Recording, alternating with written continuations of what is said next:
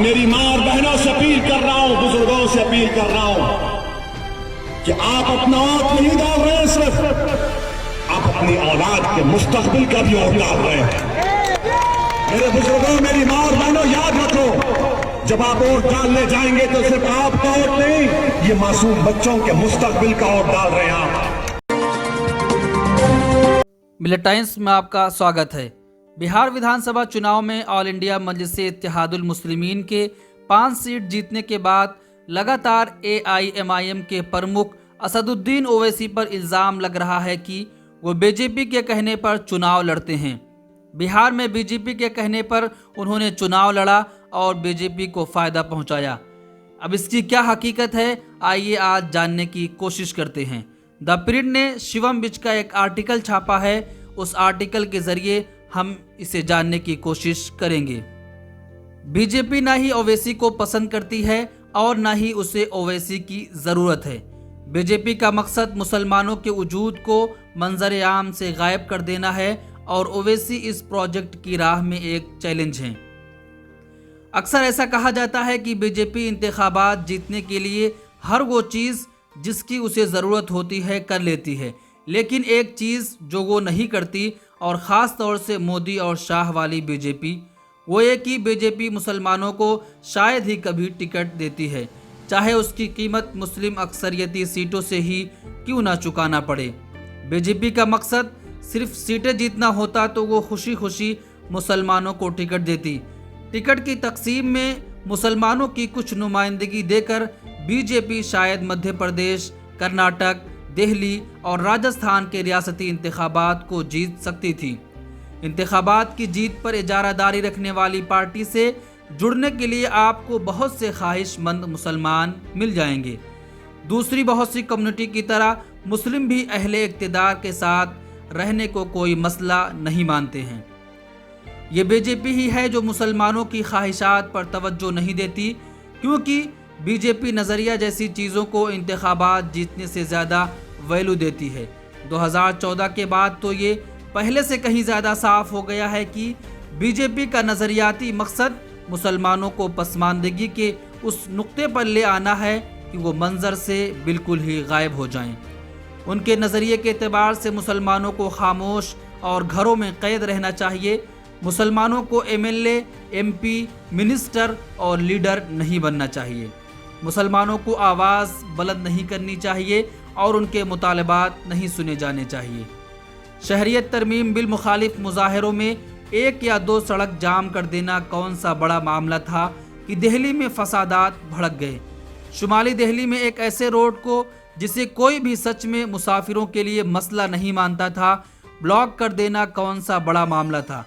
लेकिन बीजेपी के लिए मुस्लिम सियासी आवाज़ किस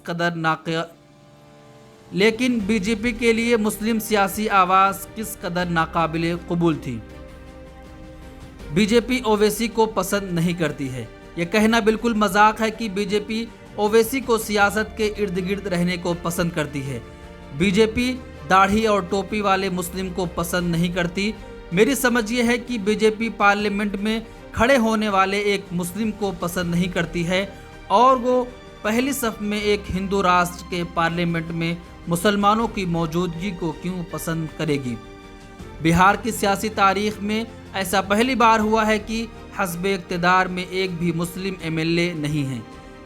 बिहार की 17% आबादी वाली कम्युनिटी को बीजेपी ने एक भी टिकट नहीं दिया। ये वाहिद पार्टी है जो सियासी गलियारों से पूरी कम्युनिटी को क़ुव्वत के साथ ख़त्म कर देना चाहती है। क्या आप समझते हैं कि असम्बली में मजलिस के 5 MLA को देखना पसंद करेगी?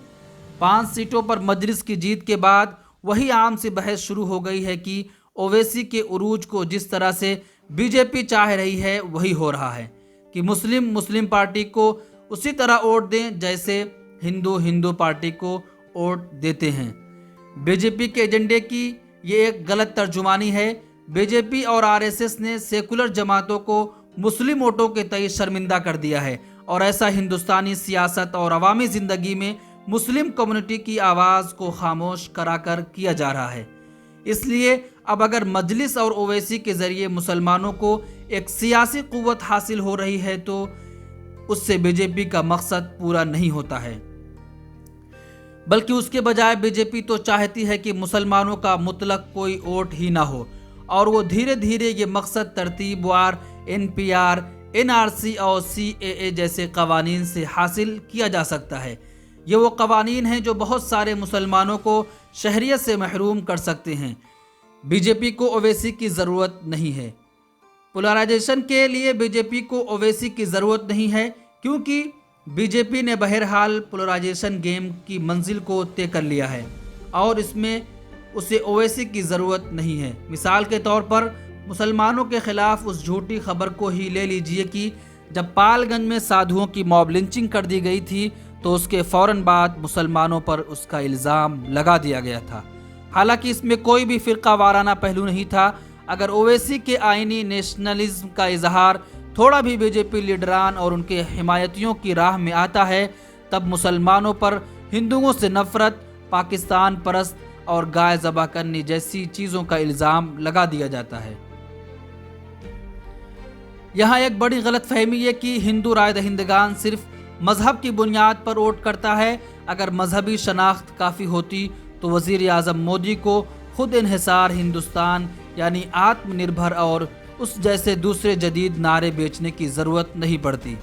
اس طرح کی رائے دہندگان جو بی جے پی کو ووٹ کرتے تھے وہ بہرحال بی جے پی کو ہی ووٹ کریں گے۔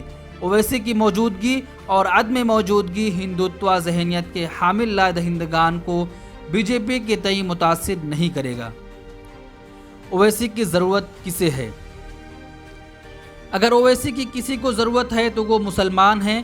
ہندوستانی مسلمانوں کو پبلک ڈسکورس میں ایک آواز سے محروم کیا جا رہا ہے، کیونکہ وہ سیکولر پارٹیاں جو ان کے مفادات کے تحفظ کا دعویٰ کرتی تھیں وہ بھی خاموش ہو چکی ہیں، بلکہ وہ خاموشی سے بڑھ کر ہندو بنیاد پرستی کے ساتھ عملی تعاون اور اشتراک کر رہی ہیں۔